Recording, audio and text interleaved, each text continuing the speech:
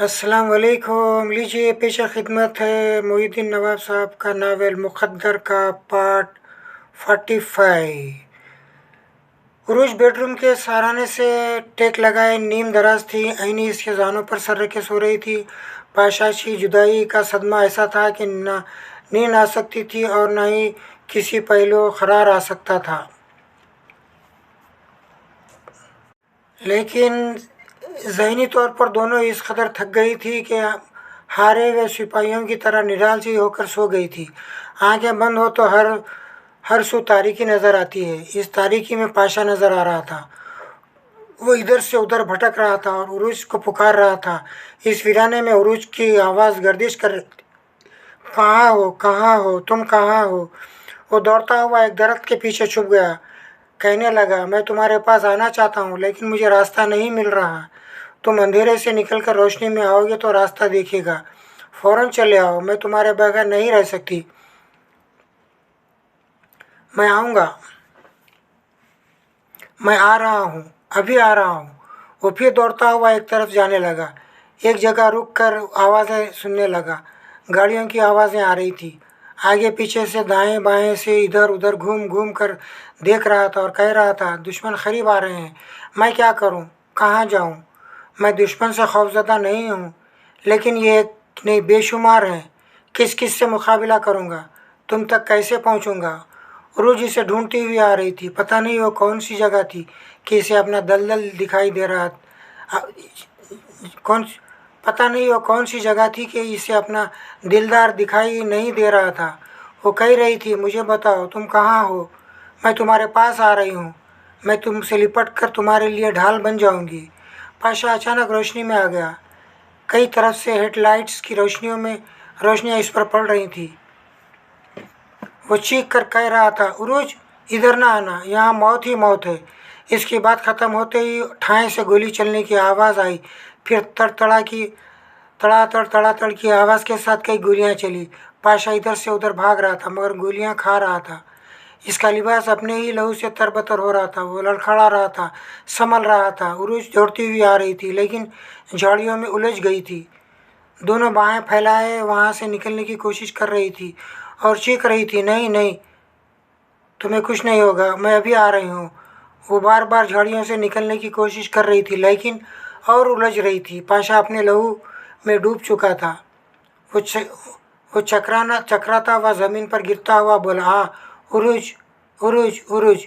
एक आखिरी गोली ठाएँ की आवाज़ के साथ चली और वो उछलकर ज़मीन पर गिर पड़ा। उरूज के ज़हन को एक झटका सा लगा। इसने हड़बड़ाकर आंखें खोल दी। तेज़ी से धड़कते दिल पर हाथ रखकर आंखें फाड़ फाड़ कर देखने लगी। इस वक्त वो ऐनी के बेडरूम में थी। बेड के सराहने से टेक लगाए नीम दराज थी और ऐनी का सर इसके जानों पर सर रखे सो रही थी। इसका हाथ धड़कते दिल पर था और दिल की हर धड़कन कह रही थी, पाशा थी, ये ख्वाब था, ये ख्वाब था, ये सच नहीं हो सकता। पाशा धड़कनों में जाग रहा है तो फिर ज़िंदगी है और जिंदा जिंदा रहेगा। ख्वाब झूठे होते हैं, इसके अंदेशों ने कहा, ख्वाब सच्चे भी होते हैं। वो परेशान होकर सोचने लगी, क्या मैंने कभी ऐसे ख्वाब देखे हैं जो सच्चे हुए हों।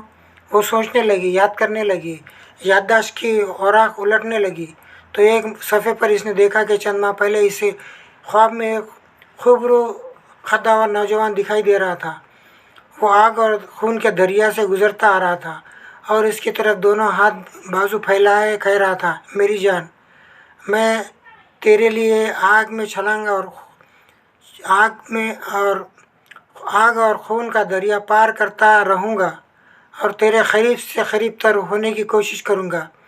इस आने वाले चेहरा धुंधला सा था लेकिन इसकी आवाज़ पाशा जैसी थी।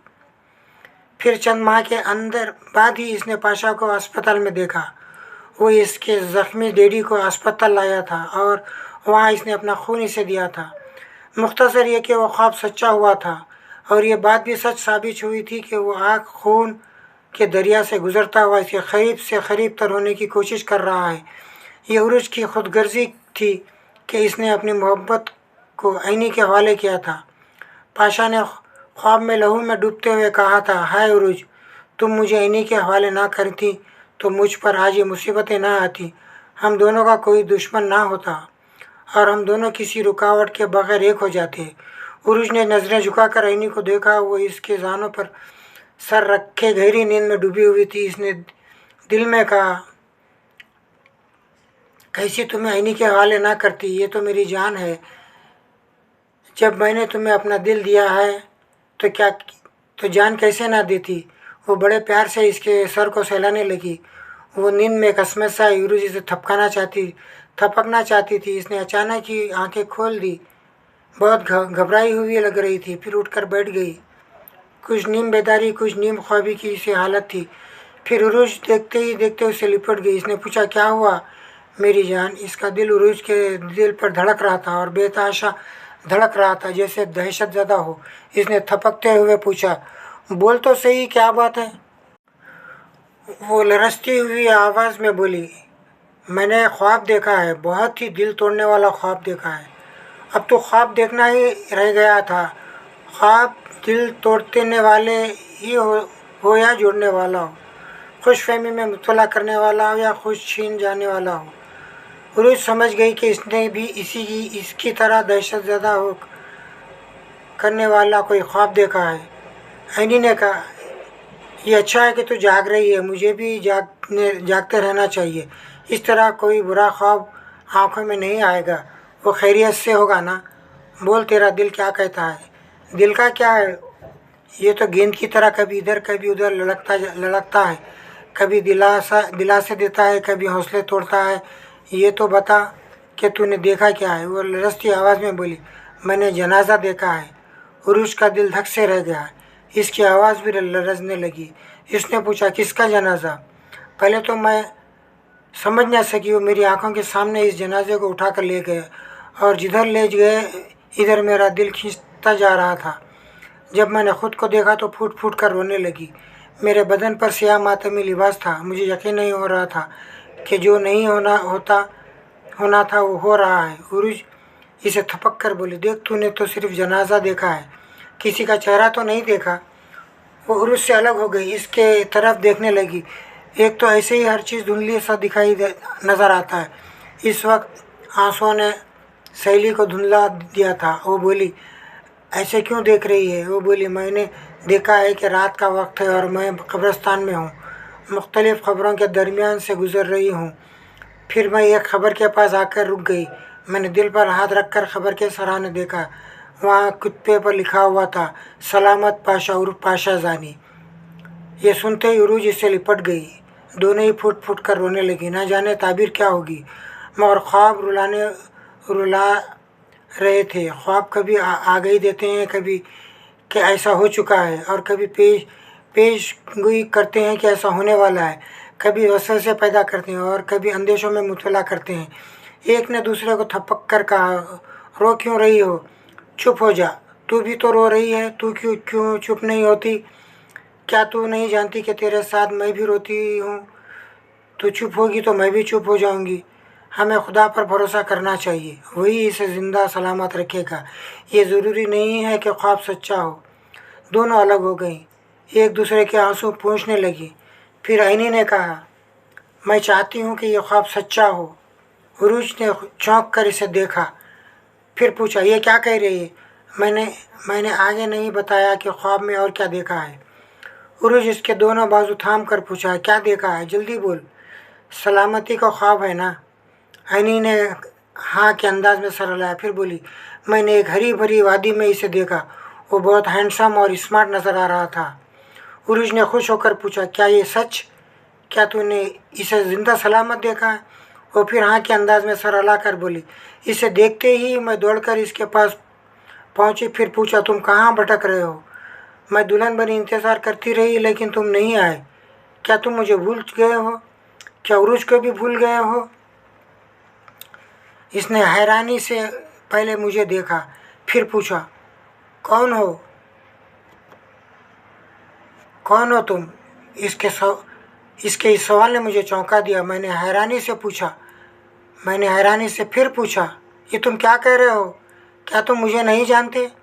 मेरा तुम्हारा निकाह पढ़ाया जाने वाला था, क्या ये बात भूल गए हो? पता नहीं तुम कौन हो और ये क्या कह रही हो? मैंने तुम्हें पहले कभी नहीं देखा, फिर तुम्हारे साथ मेरा निकाह कैसा? मेरा दिल टूट रहा था। फिर भी पूछा, क्या तुम मुझे भूल गए हो? क्या अपनी पहली मोहब्बत को भी भूल गए हो? इस पहली मोहब्बत को याद करो जिसका नाम उरूज है। तुम इसे हासिल करना चाहते थे। वो बोला, सभी उरूज हासिल करना चाहते हैं, ये कौन सी नई बात कह रही हो? मैंने झंझला कर कहा, उरूज इस लड़की का नाम है जिसे तुम दिलो जान से चाहते हो।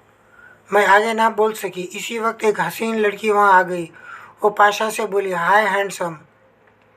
वो भी बोला, हाय स्वीटी। इस हसीना ने एक फूल इसे पेश करते हुए कहा, हैप्पी वैलेंटाइन डे। पाशा ने इससे फूल लिया, फिर इसके कमर में हाथ डालकर मेरी तरफ से मुंह फेर कर चला गया। ये ऐसा दिल तोड़ने वाला ख्वाब था कि मेरी आँख खुल गई। दोनों सहेलियाँ एक दूसरे का मुंह तकने लगी।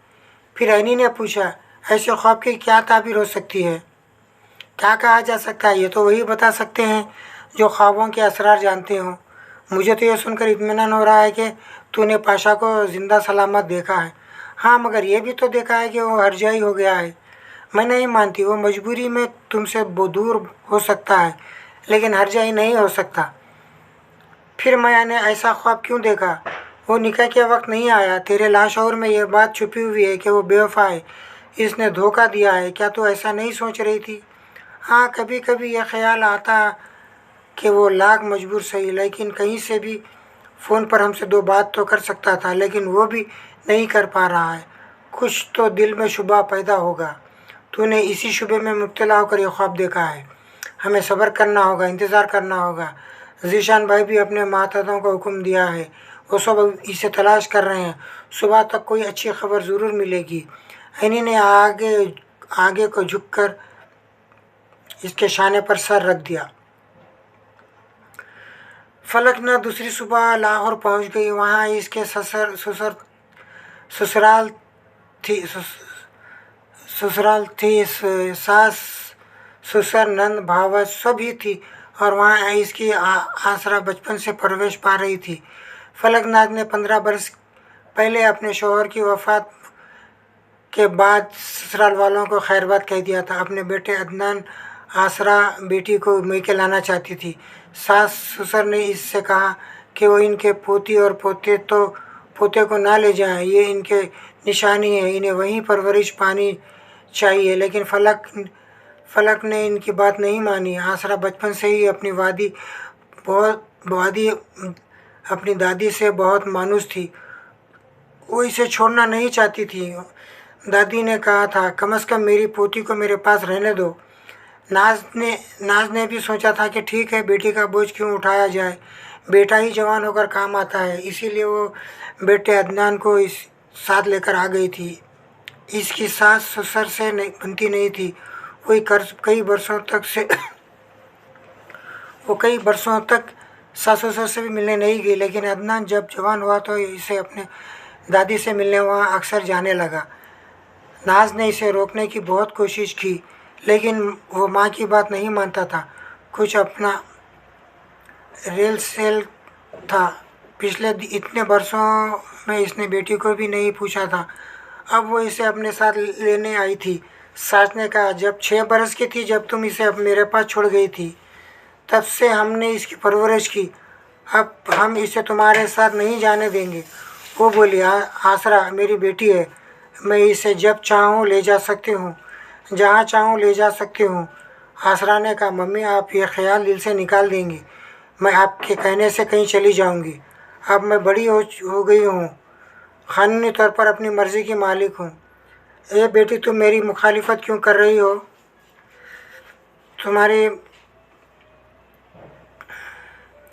मैं तुम्हें जहन्नुम में तो ले नहीं जा रही हूँ, मैं आपके साथ जन्नत में भी नहीं जाऊँगी। मैंने पिछले 15 सालों में 15 सालों में मुझे पलट कर नहीं पूछा, और अब दौड़ी चली आई हैं। आखिर मतलब क्या है? बेटी, मेरा क्या मतलब होगा? मैं तो अपनी औलाद की बेहतरी सोचती हूँ। इधर अदनान की बेहतरी सोच रही थी कि कि ऐनी से इसकी शादी हो जाए। अब इंकशाफ हुआ है कि मेरे महरूम भाई ने अब एक और शादी की हुई थी, इससे एक बेटा हुआ था। अब वो जवान हो गया है और करोड़ों का कारोबार संभाल रहा है और करोड़ों की जायदाद का मालिक है। अपने ख़ानदान की किसी लड़की से शादी करना चाहता है। मैं कहती हूँ कि तुमसे मुतासर हो जाए और तुम्हें पसंद कर ले। मैंने यहाँ का फ़ोन नंबर भी दिया था ताकि वो तुमसे बात के लिए बाद मुलाकात के लिए आए। असरा ने कहा, हाँ, किसी मुक़द्दर हयात का फ़ोन आया था, कह रहा था कि इस्लामाबाद में है, शाम तक यहाँ आएगा तो मुझसे मिल लेगा। आपसे पहले वो फ़ोन पर बता चुका है कि वो कौन है और हमारे ख़ानदान में इसकी कितनी अहमियत है। नाज ने खुश होकर कहा, ये तो बड़ी अच्छी बात है बेटी कि तुम्हें फ़ोन किया। क्या तुमने इसे अपने घर बुलाया है? हाँ, इसलिए बुलाया है कि आज मेरी सालगिरह की तकरीब है और हमारे तमाम रिश्तेदार भी आ रहे हैं, इसलिए मैंने इसे भी बुलाया है। नाज बोली, चलो, मेरे सर से तो बोझ उतर गया। मैं चाहती हूँ कि वो निम्रा से पहले तुमसे मुलाकात करे और पहले तुमसे मुतासर हो जाए। मम्मी, आप अपनी कही जाती हैं, दूसरों की भी सुनना करें। ये ज़रूरी तो नहीं है कि मैं इसे पसंद करूँ और इसे शादी करूँ। क्यों शादी नहीं करोगी? इसमें कोई ख़राबी तो नहीं है। मालदार है, तुम्हारा मुक़द्दर चमका देगा। आसरा ने कहा, मम्मी, मेरा नाम आसरा है और मैं मुक़द्दर का आसरा नहीं सकती। तदबीर से अपनी तकदीर चमकाना चाहती हूँ। मैं तदबीर ही तो बता रही हूँ। फलकनाज की सास यानी आसरा की दादी ने कहा, बेटी, अभी अपनी माँ के फ़ैसले से इनकार ना करो। पहले मुक़द्दर हयात को देख लो, इससे मुलाकात कर लो, हो सकता है तुम्हें अच्छा लगे और तुम इससे पसंद कर लो। फिर सास ने बहू से कहा, हम खुद चाहते हैं कि हमारी तरह ताजिर बरादरी का कोई लड़का आसरा को पसंद कर ले। बहू, तुम कभी हमारी बनकर नहीं रही। आसरा का रिश्ता इस दौलतमंद लड़के से हो जाएगा और मेरी पोती शाद व आबाद रहेगी तो मैं तुम्हारे पिछली गलतियों को माफ़ कर दूंगी। अब तुम यहाँ रहो, शाम को वो लड़का यहाँ आए तो इससे हमारा तारुफ़ करा देना। मैं क्या तारुफ़ कराऊंगी? मैंने इसे पहले कभी नहीं देखा। फिर यह कि मैं शाम तक नहीं रह सकती, मेरा कराची वापस जाना ज़रूरी है। वहाँ आईने की शादी होने वाली थी जो रुक गई है और अल्लाह करे कि अब वो शादी ना हो। इस तरह मेरे बेटे के लिए भी मौका निकल आएगा। अगर मैं वहाँ नहीं गई तो भाईजान अपने बेटे बाबर के लिए रास्ता हमवार करने लगेंगी। सास ने कहा, आईनी अपने ख़ानदान में कभी शादी नहीं करेगी। मैंने पहले भी कहा था और अब भी कह रही हूँ। तुम ख्वामख्वाह अदनान को इससे मंसूब करने की कोशिश कर रही हो। यहाँ आज शाम मुक़द्दर हयात आने वाला है, बेटी की किस्मत संवारने वाली है। तुम्हें यहाँ रहने पर गौर करना चाहिए। लेकिन बेटे की इतनी अहमियत है कि बेटी को नज़रअंदाज करके वापस जा रही हो। नाज बोली, आप फिर सास होने का सबूत दे रही हैं, बेटी को मेरे खिलाफ़ भड़का रही हैं। मेरे जाने का मतलब ये तो नहीं कि मैं अपनी बेटी को नज़रअंदाज कर रही हूँ। ये आज मुक़द्दर हयात से मिलेगी, फिर एक हफ़्ते के बाद मेरे पास आ जाएगी, क्योंकि मुक़द्दर वहाँ पहुँचने वाला है। मैं चाहती हूँ कि इससे पहले आसरा वहाँ पहुँच जाए। वहाँ निम्रा और ख़ानदान के पता नहीं कितनी लड़कियाँ होंगी। मेरी आसरा को भी किसी से पीछे नहीं रहना चाहिए। फलकनाज वहाँ 4 घंटे रुकी, फिर लंच के बाद कराची के लिए रवाना हो गई। मैं तो निम्रा का दीवाना था। इसके सामने कोई लड़की निगाह में नहीं जचती थी। कितनी ही हसीनाएँ थी अब तक मेरे करीब आ चुकी थी और मायूस होकर वापस जा चुकी थी। मैं आसरा में दिलचस्पी नहीं चाहता था, लेकिन सबको खुश करना मुक़द्दर का काम है। मेरी अपनी कोशिश होती है कि किसी को मेरी ज़ात से दुख ना हो। इसके आमाल ही इन्हें बदनसीबी की तरफ ले जाते हैं। ये सच है कि मैं तो क्या, दुनिया का कोई भी शख्स हर एक को खुश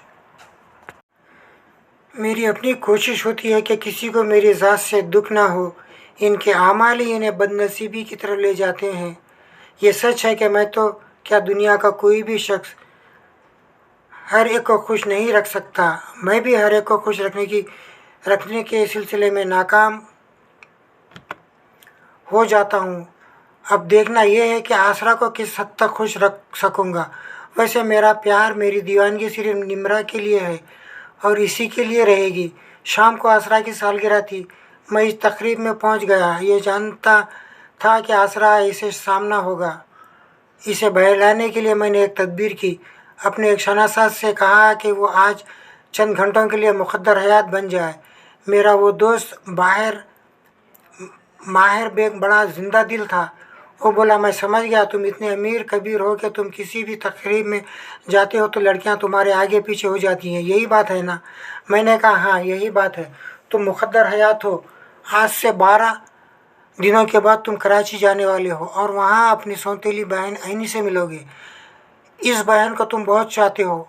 वहाँ तुम्हारी एक चचा हैं, एक चची हैं, एक फूफी जान है और फूफी ज़ात भाई अदनान भी है। चचा के बेटों के चचा के बेटियों के नाम ज़ीशा और बाबर हैं। इनकी एक छोटी बहन निमरा है और फूफू जान की बेटी आसरा है। अभी तकरीब में सामना होगा। तकरीब का एहतमाम कोठी के बड़े से लाइन में किया गया था। जब हम आते आते में दाखिल हुए तो अस्पताल इस्तकबाल करने वालों में आसरा के दादा दादी भी थे। हमने इसने सलाम किया और दादा ने मुसाफा करके कहा, आपकी तारीफ़? मेरे मेरे दोस्त माहिर बेग ने कहा, जी मेरा नाम मुक़द्दर हयात है। मेरी आसरा से फ़ोन पर गुफ्तगू हो चुकी है। ये सुनते ही दादा ने इसे गले लगाया। दादी ने इसके सर पर हाथ फेर कर दुआएं दी, फिर कहा, आओ तुम्हें आसरा से मिलाती हूँ। दादा ने मुझसे सिर्फ मुसाफा किया था और मैं दादी और माहिर बेग के पीछे चलता हुआ आसरा के पास पहुंचा। वो सहेलियों और दोस्तों के दरमियान खड़ी हुई थी। वो सब बातें कर रहे थे और बात बात पर हंस रहे थे। आसरा इनके मुकाबले में कुछ संजीदा थी, इसलिए कि इसके मिजाज में हमेशा से संजीदगी रही थी। दादी ने मुस्कुरा कर कहा, आसरा ये देखो कौन आया है। सब चुप होकर मुझे और माहिर बेग को देखने लगे। मुक़द्दर में ज़्यादा कशिश होती है। दुनिया के तमाम इंसानों के लिए ये तजस्सुस कायम रहता है कि आइंदा इनका मुक़द्दर क्या खेल खेलने वाला है। कुछ ऐसी ही कशिश मेरी शख्सियत में थी, इसलिए वो सब मुझे देख रहे थे। ख़ुसूसन लड़कियां तो मेरी तरफ चली आती हैं। मैं अपने मुँह मियाँ मुट्ठू नहीं बन रहा हूँ, ये एक हकीकत है। हर शख्स अपने मुक़द्दर का हाल मालूम करना चाहता है। मेरी तरफ खींचा चला आता है।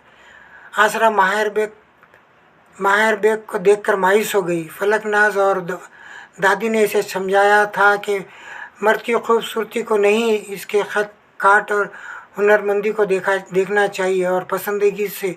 आसरा ने ऊपरी दिल से मुस्कुरा कर कहा, आइए मुक़द्दर हयात, मैं आपको अपने साथियों से मिलाती हूँ।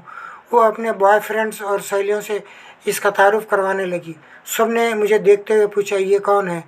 माहिर बेग बोला, मेरे दोस्त हैं, इनका नाम माहिर बेग है और ये बहुत मंजे हुए नजूमी हैं। ये सुनते ही वो सब मुझे बड़े इश्तियाक से देखने लगे। एक लड़की ने मेरे करीब आकर अपना हाथ बढ़ाकर कहा, मिस्टर, क्या मेरी किस्मत का हाल बता सकते हो? मैं बोला, लड़कियों का बायां हाथ देखा जाता है। वो ज़रा झिझक कर बोली, मेरा बायां हाथ गंदा है। दुनिया के हर इंसान का हाथ बाथरूम में जाकर गंदा होता है। क्या तुम साबुन इस्तेमाल नहीं करती? इस बात पर सब ही हंसने लगे। वो झेप कर बोली, कोई बात नहीं है, मैं आइसक्रीम खा रही थी, मिठास और चिपचिपाहट उंगलियों में रह गई है, अभी हाथ धोकर आती हूँ। वो वहाँ से फ़ौरन ही चली गई। एक और नौजवान बढ़कर कहा, प्लीज़ मेरे बारे में भी कुछ बताइए। अब देखिए मुक़द्दर हयात साहब, मुक़द्दर जो है, अब उन्होंने हर एक का हाल बताएंगे। यहाँ से दिलचस्पी का असल मौजू शुरू हो रहा है। मुक़द्दर यहाँ से हर एक का हाल जानेंगे। हर एक जना ये अपना अपना हाल जानना चाहेगा। अब ये मुक़द्दर देखो क्या गुल खिलाते हैं। अब यहाँ से दिलचस्पी बढ़ जाएंगी आप लोगों की, इंशाल्लाह बहुत मज़ा आएगा यहाँ से। क्यों बोले तो मुक़द्दर का कैरेक्टर अब ऐड हुआ है यहाँ पर 40-45वें अपना पार्ट में आ रहा है। मुक़द्दर जो है, असल मुक़द्दर हमारा अभी अपनी इंसानी शक्ल में हमारे ज़ाहिर हो गए हैं। चलिए प्लीज़ अब एंजॉय कीजिए आप लोग का, बहुत बड़ा आगे बहुत मज़ा आने वाला है। आगे बढ़कर कहा, प्लीज़ मेरे मेरे बारे में कुछ बताइए। मैंने इसके हाथ को थाम लिया। लकीरों को गौर से देखना ज़रूरी नहीं था। मैं तो हर एक की ज़िंदगी का हमसफ़र हूँ, जो इनकी भी रग रग से वाकिफ़ था। मैं बोला, तुम पिछले दिनों से एक बहुत बड़ी मुसीबत से निकल आए हो, मरते मरते बचे हो। वो बोला, ये बिल्कुल दुरुस्त है। मैंने कहा, एक हफ्ते पहले तुम्हें प्राइज़ बॉन्ड के हज़ारों रुपये हासिल हुए हैं। वो बोला, क्या बात है, वाह, तुम तो वाकई तजुर्बेकार नजूमी हो। आसरा बोली, मैं नहीं मानती कि हाथों की लकीरों को देखकर कोई कोई सच्ची बात बता सकता है। ये तो सभी जानते हैं कि अरसे बाद तुम्हारा एक्सीडेंट हुआ था और तुम बहुत ही बुरी हालत में थे। डॉक्टरों ने बड़ी मुश्किलों से बचाया था। ये बात दूर तक फैली हुई थी। फिर प्राइस बॉन्ड से तुम्हें 50,000 रुपये मिले। तुमने सबको दावत दी थी और सब ने जश्न मनाया था। ये बात किसी से छुपी हुई नहीं है। इन हजरात को भी किसी ज़रिए से मालूम हुआ होगा। एक और लड़की ने अपना बायां हाथ पेश करते हुए कहा, तुम मुझे ऐसी बात बताओ जो कोई ना जानता हो, सिर्फ मैं जानती हूँ।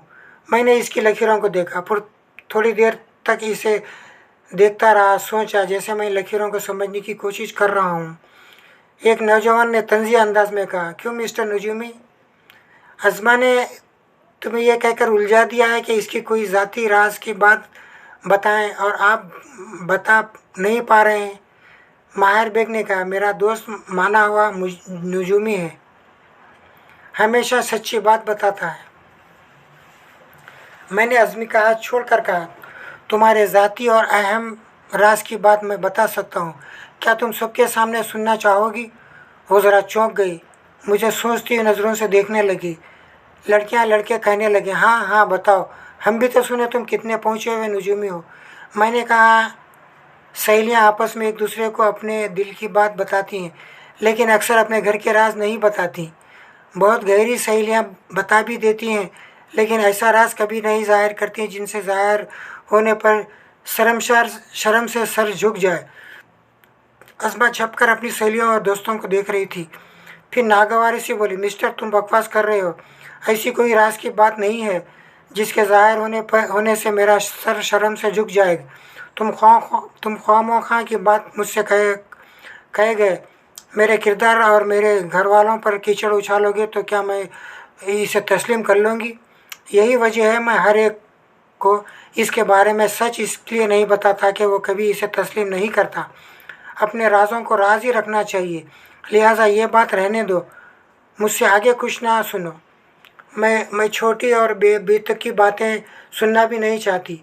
वो पलटकर आसरा के पास चली गई। एक नौजवान ने अपना हाथ आगे बढ़ाकर कहा, मिस्टर माहिर, मेरा हाथ देखकर मेरी ज़िंदगी का कोई राज बताओ, सबके सामने ही बताओ, मैं किसी से नहीं डरता। मैंने इसके हाथ की लकीरों को देखा, फिर कहा, मैं ज़रूर बताऊंगा, लेकिन तुम सच से इनकार करोगे। इससे पहले मैं ये कह दूँ कि अगर तुमने इनकार किया तो मैं सबूत भी पेश करूंगा, और जब ये साबित होगा कि मैं सच बोल रहा हूँ तो तुम झूठ बोलकर मुझे झूठा और बेईमान कह रहे हो, तो इसकी सज़ा क्या होगी? तुम जो सज़ा दोगे मैं सबके सामने सज़ा कबूल करूँगा। मैंने मालूम किया था कि अज़मा इस नौजवान की दुश्मन है और इसे सख्त नफ़रत करती है। मैंने कहा, अगर मैं सच्चा और तुम झूठ साबित हुए तो अज़मा तुम्हारे मुंह पर एक तमाचा रसीद करेगी। इसने घूर कर अज़मा को देखा। वो मुस्कुराने लगी। एक ने कहा, अज़मा और हमीद पहले ही एक दूसरे की मुखालिफत करते हैं, तुम इन्हें और लड़ाना चाहते हो। ये तमाचा मारते ही आएगी तो हमीद इसका हाथ तोड़ देगा। मैंने कहा, जब हमीद मुझे झूठा और फरेबी साबित करेगा तो फिर तमाचा खाने की नौबत ही नहीं आएगी। हमीद बोला, हाँ, मुझे तो ये सुनना भी गवारा नहीं है कि लड़की मुझ पर हाथ उठाएगी, वरना उठा सकती है। ठीक है, आजमाना सही। मैं अपने आप को सच्चा साबित करने के बाद तुम्हें तमाचा मारूंगा। वो अच्छा खासा बॉडी बिल्डर था। हंसते हुए बोला, मुझे मंजूर है, बशर्ते तुम मुझे तमाचा मार सको। ठीक है, तुम मुझे रोक सको तो रोक लेना।